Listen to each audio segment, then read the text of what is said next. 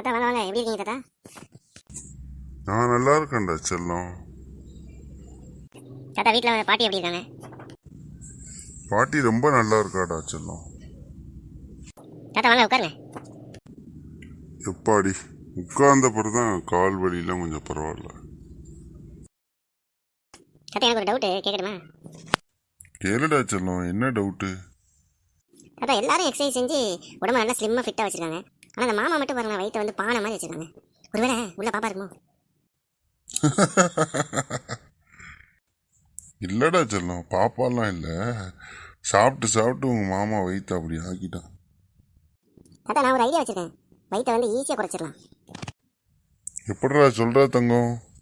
இன்னைக்கு நிறைய பேருக்கு அதுதான் பெரிய பிரச்சனையாக இருக்குடா. டிவி ரிமோட் வச்சுருக்கேன் தாத்தா. டிவி ரிமோட்டை வச்சா எப்படிடா? தாத்தா டிவியில் வந்து சவுண்ட் குறைக்க என்ன பண்ணுறோம்? நம்ம வால்யூம் கண்ட்ரோலில் அந்த மைனஸ் பட்டன் அப்படியே அமைக்கிட்டே இருந்தால் வால்யூம் அப்படியே குறைஞ்சிட்டே இருக்கா. அதே மாதிரி நம்ம மாமா வயிற்றுக்கு நேராக வச்சுட்டு அப்படியே மைனஸ் பட்டன் அமைக்கிட்டே இருந்தால் வயிறு கொஞ்சம் கொஞ்சமாக குறைஞ்சிரும்.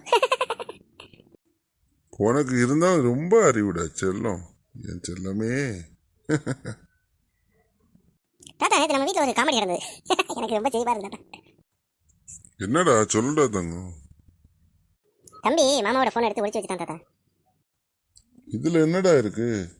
இன்னொரு ஃபோன்ல இருந்து கால் பண்ணா ஃபோன் எங்க இருக்குன்னு கண்டுபிடிக்க போறோம்.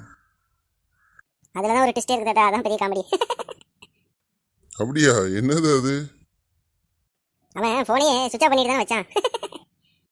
அப்பா, ஆனா இருந்தாலும் உங்க ரெண்டு பேர்கிட்டையும் நான் ரொம்ப ஜாக்கிரதையாப்பா இருக்கணும்.